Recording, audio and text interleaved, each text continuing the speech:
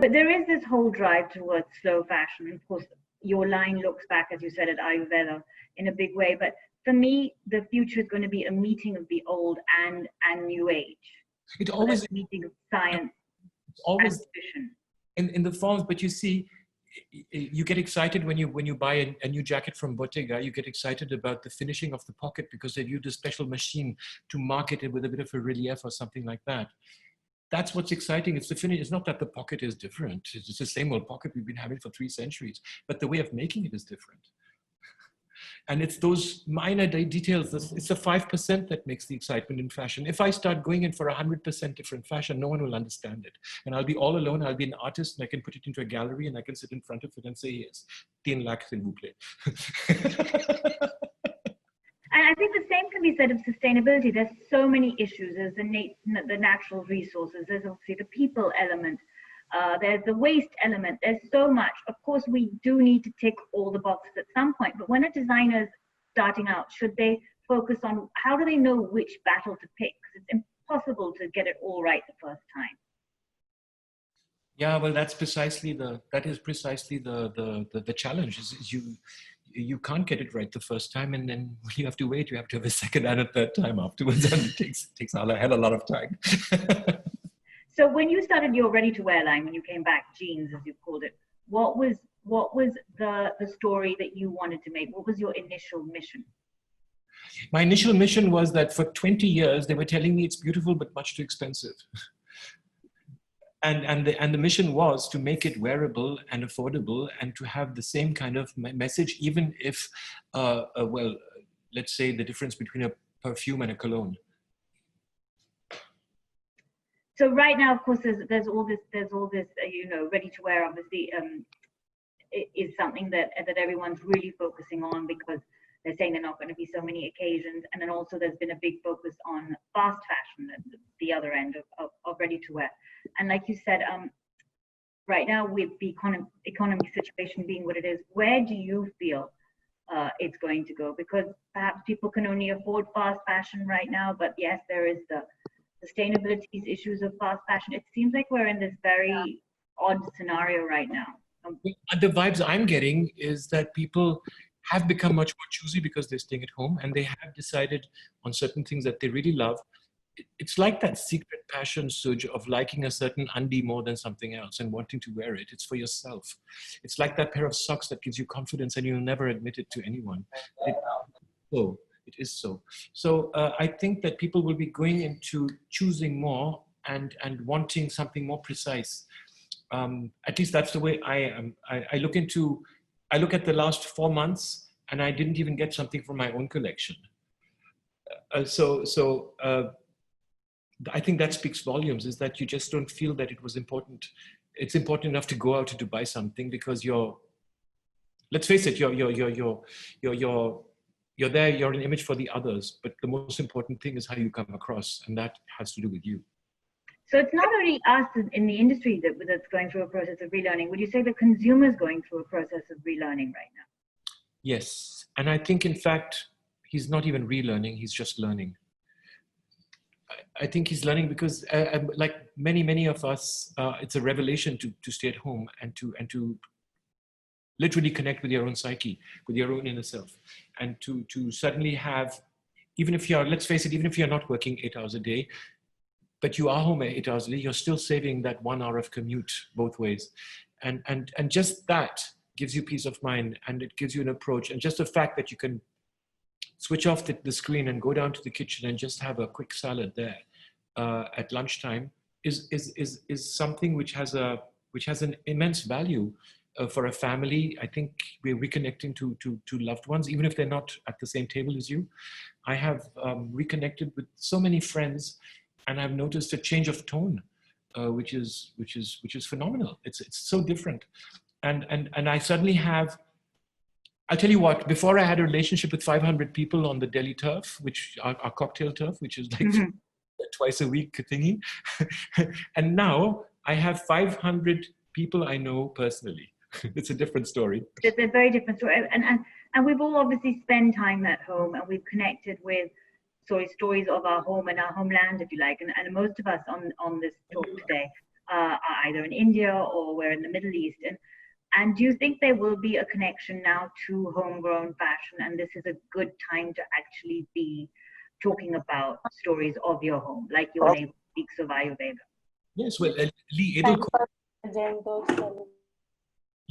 Edelkout put it really wonderfully well when she said that we're entering a do-it-yourself, a time of do-it-yourself, a time when people will be more and more. She called it a quarantine of consumption. That's right, a quarantine of consumption, exactly.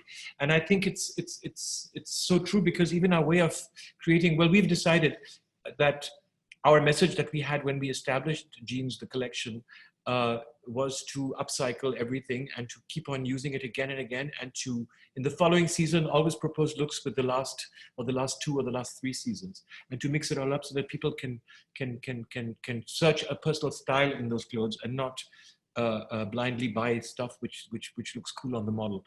So all of that put together, we are now really upcycling, and we're going into our stocks. We're just not buying any more material, because it's prohibitive how much material you can have lying down there in your stock room, and just say, oh, for fashion's sake, let's get some more and everything. And that just goes on and on and on, and it means nothing in the end. So personal style, forget the trends, forget what the market wants, because there is no market. And I mean, if you want them to be thirsty, you have to give them a bit of salt, right? So I really believe in perseverance of an idea of what good dressing is, and not pricey dressing, and not for the others, but for yourself. So I would say that the big shift is that what we used to call fashion in India was clan representation, and what I call fashion now is respect of yourself and daily production of your look, but not this, I'll be glorious one evening and I'll be mediocre 364 evenings. I think there's also, we've all had time to reflect on our own fashion footprints. For long, we've all of us been talking about the environmental footprint of fashion without looking at our own wardrobe footprint. And now that we're at home, we're able to look at that, and we're able to realize that we really were consuming too much, and we do need to quarantine, as Lee said, our consumption. That's right. So does that worry you as someone in the fashion, that people are going to want less, or is that actually a good thing, because now there's going to be clothes that last longer, and the word value is going to be what drives everything? Well, I certainly hope so. Even if you look at our collections, they might not be very expensive, and they're certainly much more affordable than any usual pret that you find in India, because Can I just ask what the average price point is of one of your pieces? 2,500. Okay. Rupees. Rupees, yeah.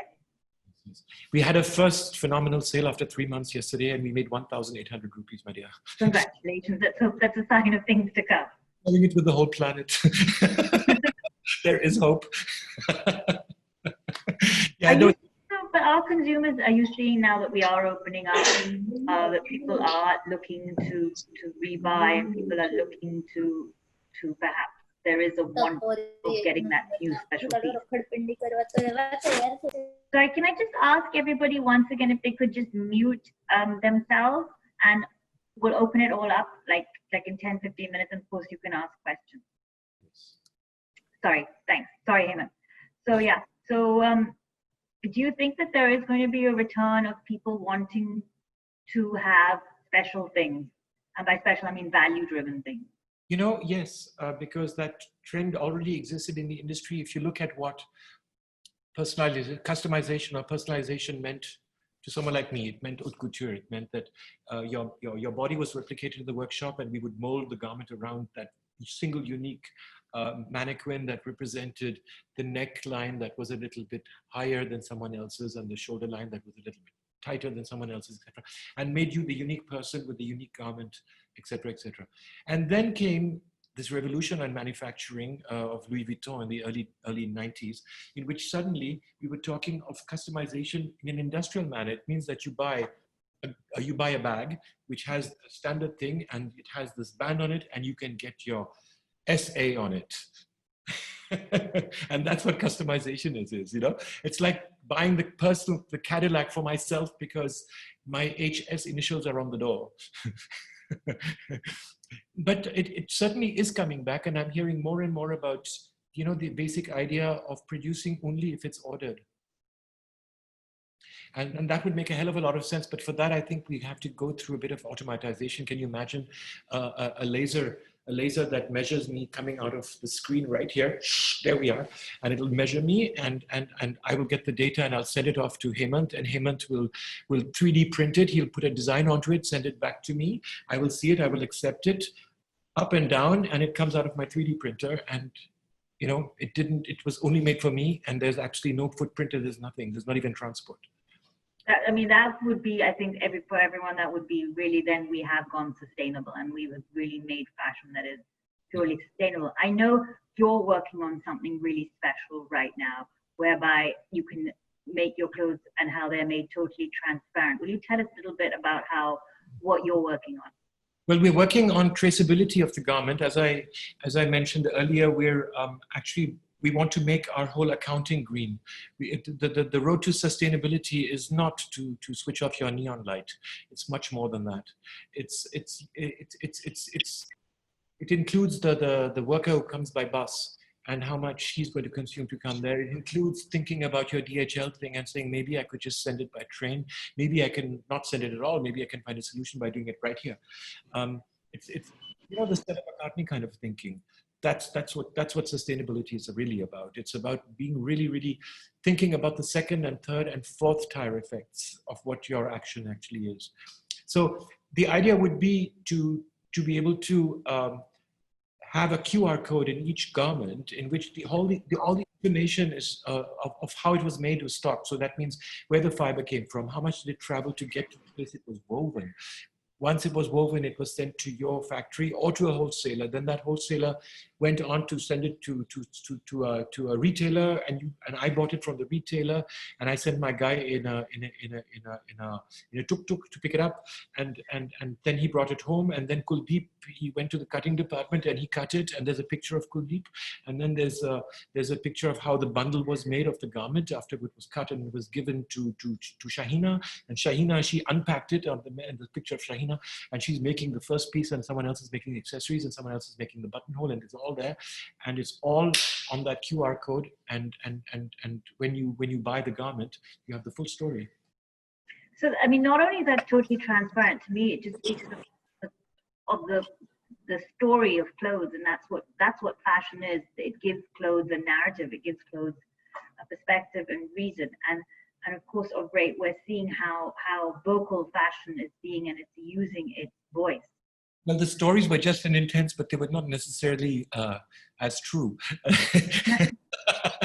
But I feel about right now, as we know, fashion is talking about issues of ethical reasons. They're talking about racism. Fashion is really using its voice right now. Yeah.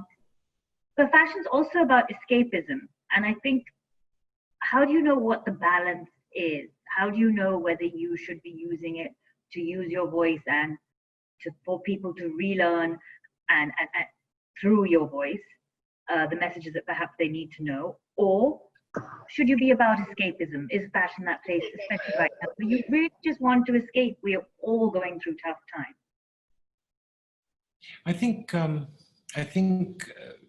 it's all conceivable to have it in a single world. I think the escapism can be in your theme and your topic. It can be in the execution. It doesn't have to mean that it actually traveled half around the world. Also, to get to that term that you're saying about relearning, to me, the Indian artisan just needs to learn. It's not about relearning, because, I mean, just look at our Indian scenario of the plumber, you know, or the electrician.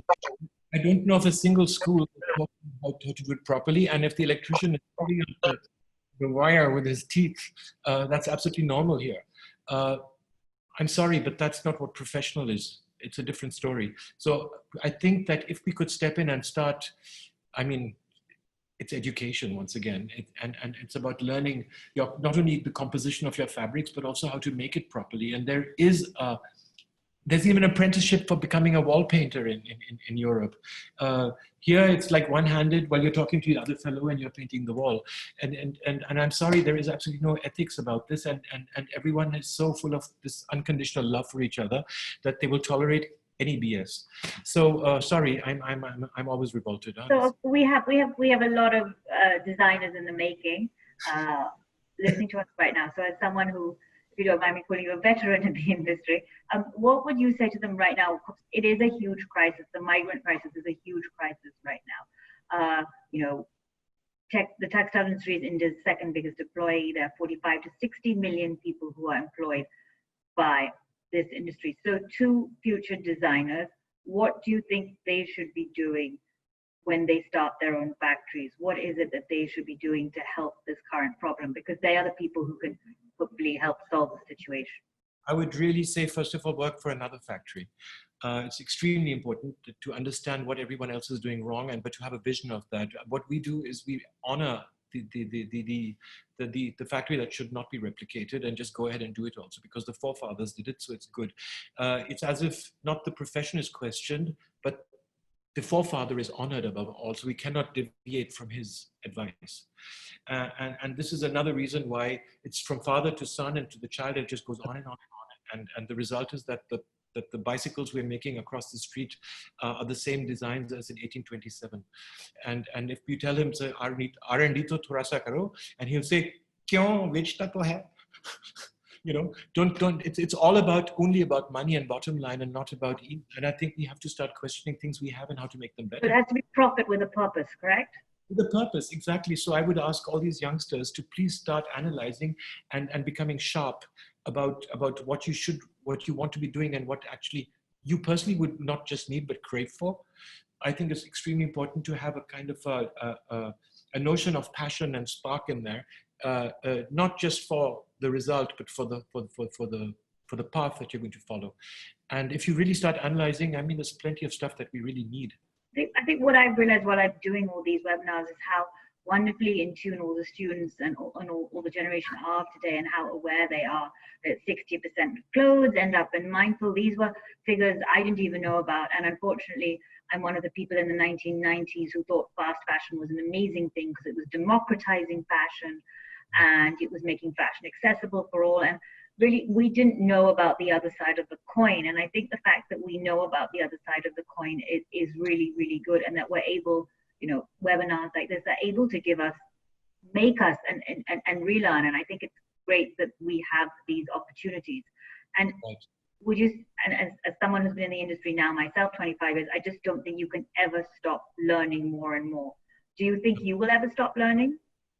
No, I mean, I'm an eternal student anyway, and I'm totally addicted to learning new things. And if I don't do at least one new thing every year, I'm unhappy. I'm learning Thai, by the way, right now. Oh, fabulous! I believe you're getting a house. You're getting a house, right? I've been dreaming of living in the tropics all my life, and I said if I don't do that now, I'll never do it. So I got hold of a piece of land there, and I am planning to move there. That's wonderful. Yeah. The other big conversation, of course, in fashion right now is all seasonless, and I'd love to speak to you about this, is because you started in haute couture, and Gucci, of course, has announced it'll go seasonless, and Mr. Armani has said he'd like his couture clothes to be seasonless. And I've always felt that it was really weird that haute couture, which is the pinnacle of fashion and is expensive and is as beautiful and are meant to be museum-worthy pieces, are not seasonless.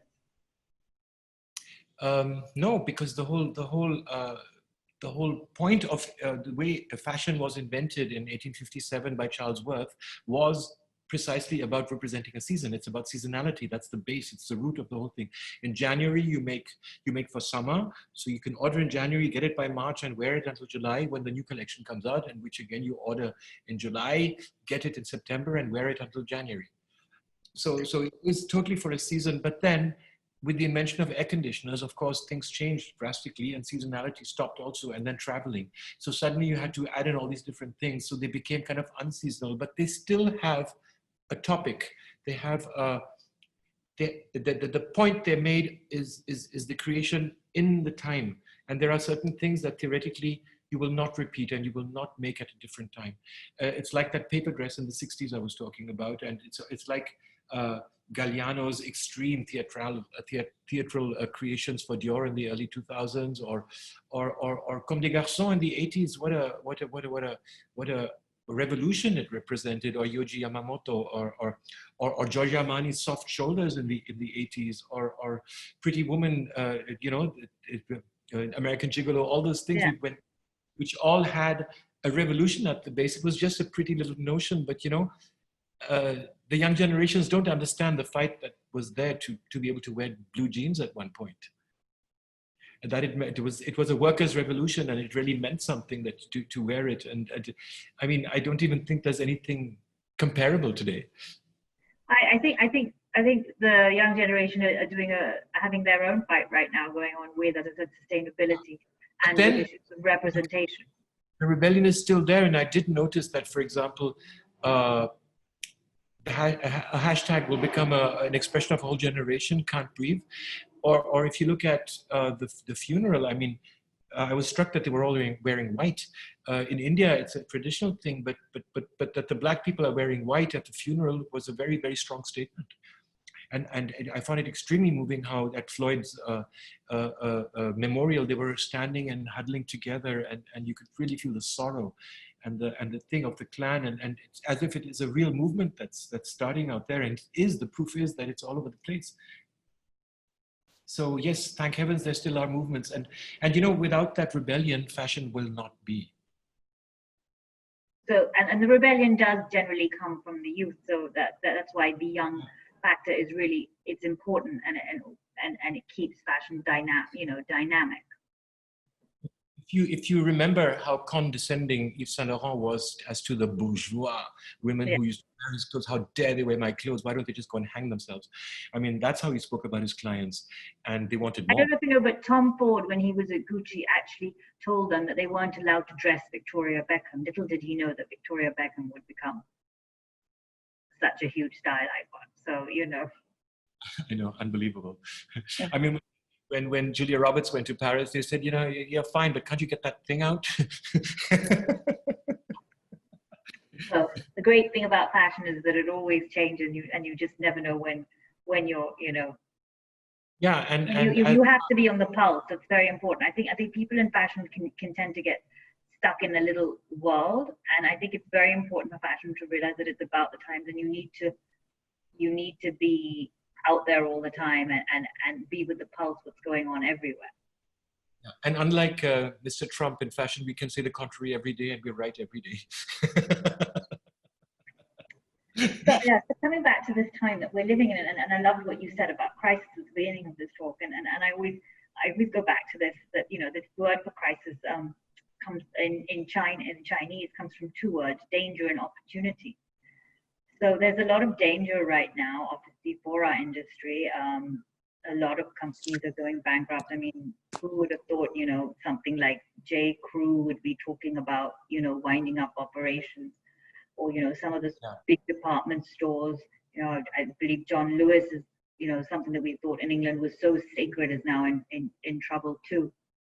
And of course, there's a lot of opportunity, as you spoke about. Where do you think, which way do you think the way is going to go? It's going to weigh more. Is there more crisis or more danger? And do you need to be aware of both? Yeah, well, I mean, you will not get a different result by doing the same thing, ever. So I think a good, dose of common sense will help you a lot. I really think, I mean, when people think, oh, I'll try another time, maybe it'll happen. I say, no, sorry, it won't happen. You've already tried 10 times, it won't happen. So you have to have that risk. I think if you're not ready to be a tightrope walker, just change professions. Yeah, I think when you choose to be in fashion, you are choosing to be someone who. What I'm doing, I started by saying never let a crisis go waste, right? We just put in a tender and we're getting awarded to produce PPE suits. Now, what do you say? I think that, in fact, the fact that so many fashion companies have had to reinvent and making these clothes now, these PPE clothes, and have realized that they can make on demand, and that you don't need to has taught them that they don't need to make as much as they did, and we're learning how to put demand and supply into some kind of balance. Yeah, but that pivot that you can certainly do, and it's called anti-fragility. It's totally fascinating because you can actually find a whole new expression out of these so-called mistakes. I mean, like the only fashion we wouldn't have thought of 3 months ago is masks today, face masks. Well, it seems like face mask could be the new pair of socks. Yeah. So as I said, we're always learning. Fashion's always changing, and that's, I think, part of what is so interesting about fashion, that it's always changing. It has a voice, and fashion is something that affects everybody. I mean, every person loves to look good. That's how human beings. I was surprised. I went to the Center of Research of New Textiles in north of France, a few months ago, and I was very surprised that 100% of the developments of new textiles are all synthetic. Oh wow! There's well, I think it's the terrible, terrible result of cotton that has been criminal to the planet. Let's put it this way. It's almost an enemy of the planet, because it's like the dirt that exists, and so I think that people are not looking into that direction, and I think they're wrong, because there still are natural ways of doing things well. You don't have to go through these unbelievable procedures of emptying out a full lake to water plants stupidly. You can influence these. You have molecular scientists today who will change and modify the genetic composition of plants. And remember in the 60s in India we invented. I don't remember the 60s. Sorry. But you would know about them. Well, okay, that you had rice that would grow dry. I mean, that was a sensation at that time. It was in the 60s, okay. And now there's this mad scientist I know who's trying to develop coffee without caffeine and growing on the tree directly. So there's so much research that is possible, that I think that you don't have to think that it's restricted in any way. With an open mind. I think what has really come through with this chat is how much you read and how much you're always curious, how much knowledge you have, and the fact that none of us can really have enough knowledge. And I like that, and I think that is what I've always loved and appreciated about you. And I think that I'm going to now ask people here if they want to have a piece of your knowledge and ask you a few questions. I'm all open. So I'm going to open it up a little bit right now, and then I'll come back and do a summary. Great. Allow me to please navigate a few questions that I've received from the students. Hemant, the first one is for you. Yes. You've been a global citizen, but in search of conscious and therapeutic clothing, you seem humbly to seek India. What is the motivation? Oh, well, I was born here, and India comes as a reflex for me. I have a very, very intense relationship with the country. I was born here. I moved away. Then I moved to France, and then I came back. It was the only place that I could imagine establishing an industry, because industry was not possible. The industry, the way I saw it, was not possible in Europe. And the truth is that it was a good decision. There's a bit too much of industry right here, and people are not respecting environment enough with their industry. And I'm sure one can do many, many, many things about it. We're doing our bit. So yeah, India, there was no question about it. I love this country. I'm happy here, even if I have a very strange relationship with it. Perfect. The other one is, what is Hemant's definition of sustainability? Because there are lots of people out there who talk about sustainability, but there are certain key elements that you kind of resonate with through your conversation. What would you say is your clear definition of sustainability?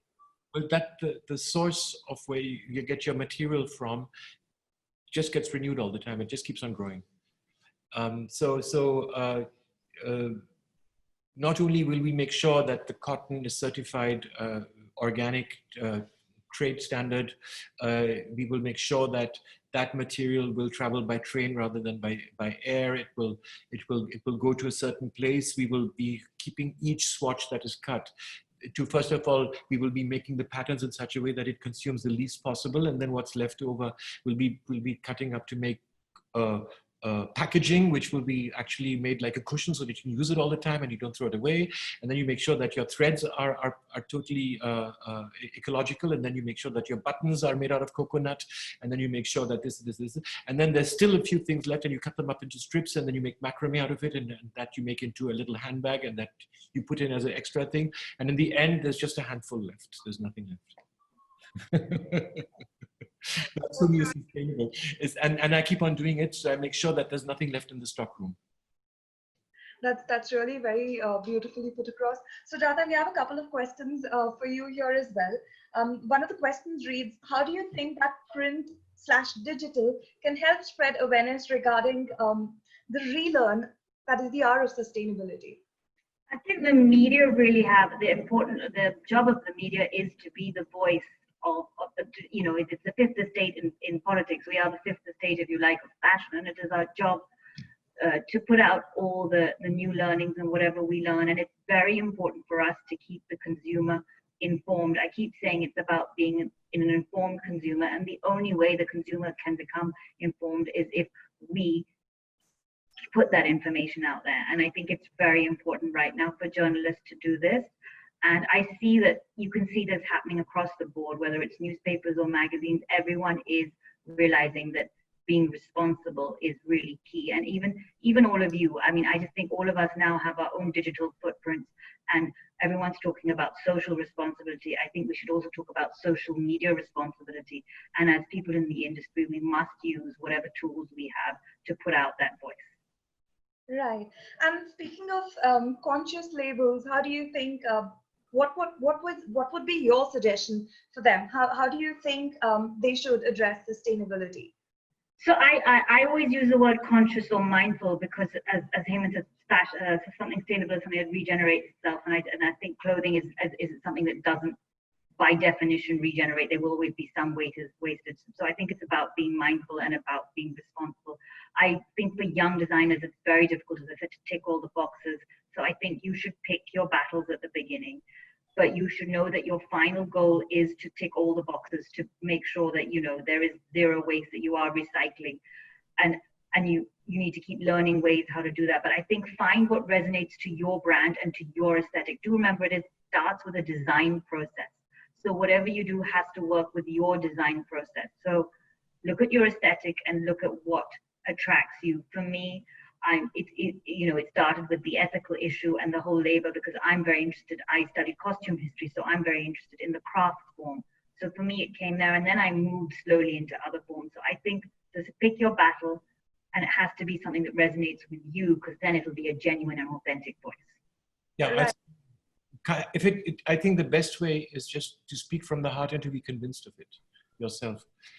You have so many personal voices speaking today, and you really have to listen to what these people are saying, because some people will make a statement, but for that they need a PR company, and others will speak from the heart. And I think, well, both are possibly good, but I really do believe in the simplest way of getting the message directly from the horse's mouth. Great. And would you be comfortable to address a few students directly through questions? I'd love to. Lovely. We'll start with Harleen. Would you like to come and ask your question? Hello. Unfortunately, your camera is not working, so she quickly DM'd me saying that, but she'd love to engage in a conversation. Hello, sir. Hello, ma'am. Thank you so much for such an insightful session. I wanted to ask you, do you think we should basically produce pieces or designs only based on orders to be able to be more sustainable and avoid the wastage? I think that direct to consumer is really much what it also helps when you're a younger designer, because it also means your investment is less. So I think that if you direct to consumer makes a lot of sense when you are starting out too, but you will always need to produce a set of samples, of course. So I think direct to consumer is a great way to start out, but him being in the industry may be able to take it a little further. It's always a big question about which price you can sell it at, and how many pieces you're making, because if you're making a single piece for a single client and that's the end of it, it might not be the most exciting thing unless it's a very, very elaborate piece, and then you're going back to a different problem. It's about you're becoming an artisanal worker, and that has its own set of problems because you're using kerosene and you know all these different things. Though there are slow fashion workers who are able to do that and be artisanal at the same time. So it also depends what sector of the industry you want to be in. Exactly. But in an ideal case, if you have a stockroom that's empty, nothing like it. Thank you so much. Great. The next question is from Reet Jetpani. Reet, would you like to come and ask your question?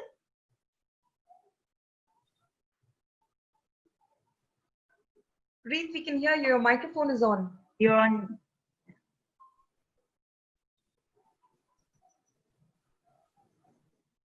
Reet, would you like to come and ask, or should I just read it out on your end?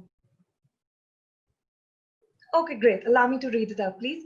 It says, I feel that it's important for everyone to know about reflecting on their own wardrobes, not just fashion enthusiasts, but designers. How can this be brought up in an interesting way for people who are not interested in fashion at all? As I said, I think everyone is reflected on their own fashionable footprint.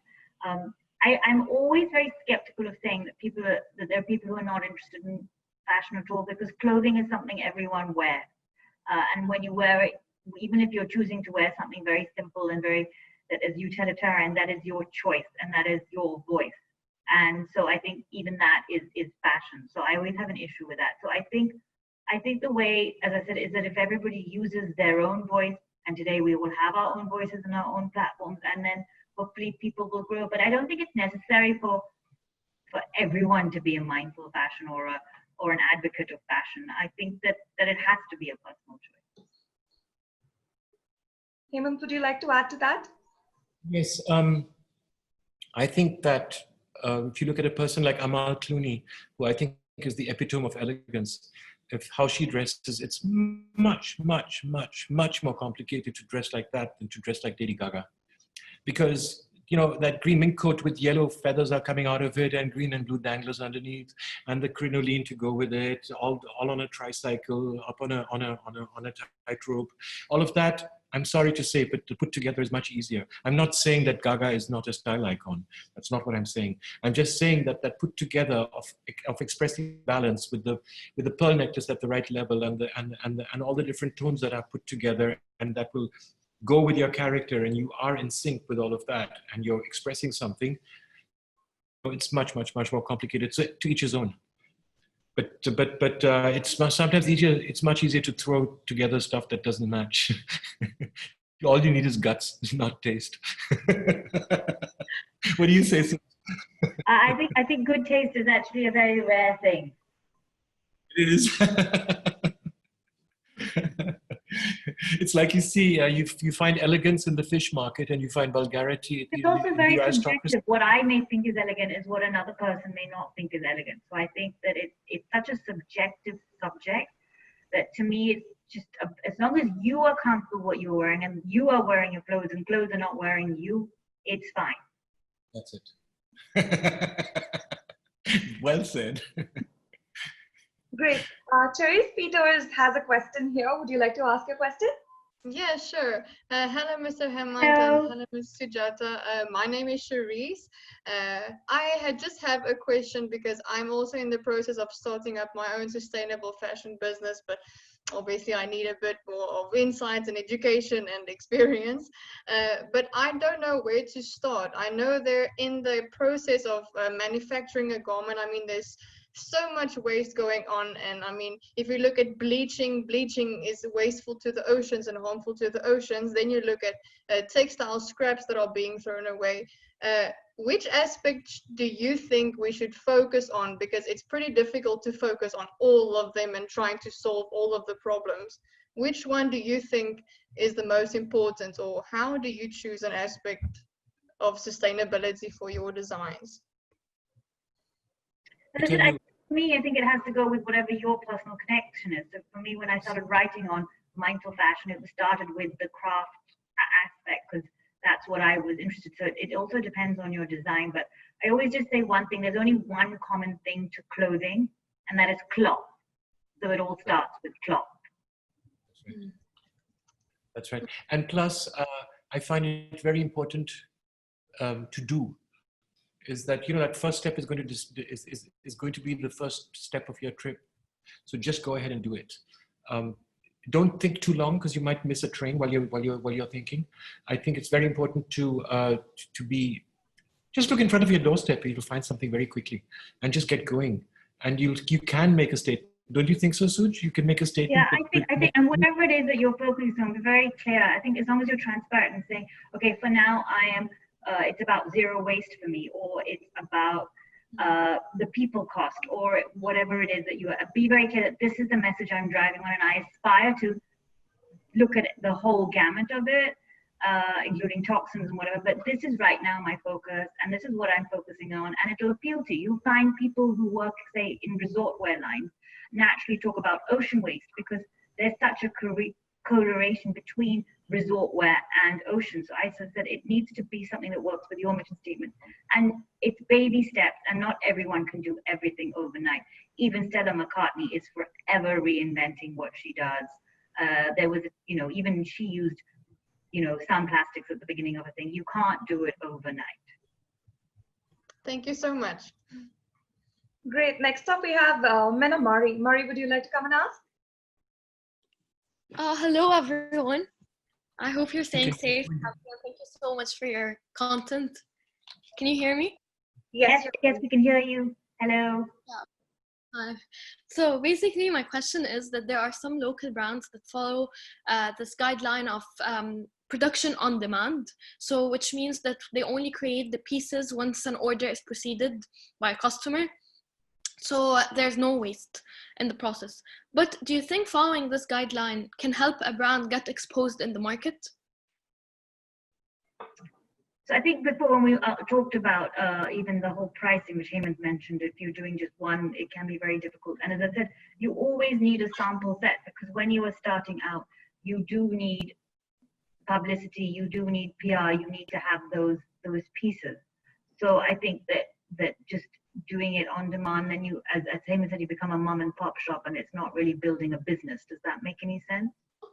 Yeah, it does. But a lot of people that tries to eliminate waste, but because following sustainability in fashion is a bit hard, and as you said, it's a whole process, and a lot of people, they try to take it step by step. So they take it firstly by doing only pieces that are made for each customer based on orders they get. I can tell you some of the biggest slow fashion brands in the world, and the ones that are seen as the textbook examples, they all have samples. Yeah, you have to have samples. But you can still. They all have, and they all even have press samples, and they all so they always have extra. So to say that they don't have it, that's not a reality. That's a theory. And some theories, when you make the practical, they have to be tweaked a bit. I do have a friend. Who can you hear me? Yeah. Can you hear me? I do have a friend who is a designer and does 3D on virtual models, and they have a fashion show for the client. She's a draper and a designer, meaning she designs clothes for a company, and so they make their fashions online in 3D virtual. And once the person has really liked it and it looks fine, it means that once it's worked out in 3D, it already exists as a pattern, so that you can do into a prototype and you have much less waste. Yeah, that's a great idea. Thank you so much. Sure. Great. And I have a question here. It's a DM from the department head at the Pune campus, Miss Ankita Brahmi. She heads the PG course in luxury brand management. And she'd like to ask, India's been an open interior for numerous luxury brands. What do you think will be the future for the same? So, but I don't know if you all, I recently interviewed Peter Dundas for Vogue India, and I actually asked him this exact question. And he very, very nice, what he said, the history and the heritage and the craftsmanship, plus the price of what we can produce in India for European luxury is something very distinct and something very special. And he doesn't see, doesn't see India's role ever becoming more a bit, waning. It's a very important role. And just before this lockdown, in fact, Caring had made an announcement that they were going to open an atelier in India just to do some of their special work. So I think as far as craftsmanship go, the history of India is very important on the global stage, and perhaps Hemant can answer this for me. It's always angered me that international brands don't talk about how important India is. And Hemant, why is it that international brands never speak of the Indian aspect? Well, I think it's because obviously, you read that paper on the Indian embroiderer, I suppose, didn't you? So the Indian embroiderer has status of which people speak about his work, but not about him. And I think that the actual worker is not respected. And we have to really do something. Can you hear me? I have a feeling that you can't. Yes, You Yes, can. we can hear you. So I think that the status of the worker, of the artisan, really has to be enhanced. And I mean, if there were unions or something that could, because you need the whole memory of the business is in the hands of the worker. The employer will not execute if it's not. So worker and the European.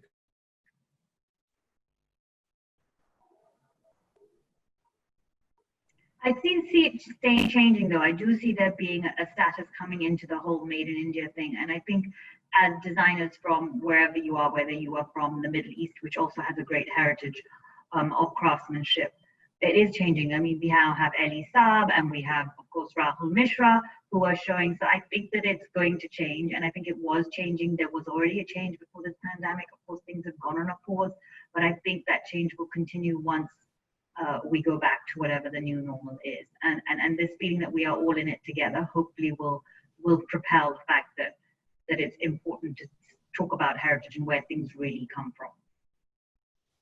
Yes. Right. I'm sorry, Hemant, were you saying something? No. It's just the connection's a bit slow. I figured as well. But thank you so very much to the two of you for joining us today. This has been extremely insightful for us.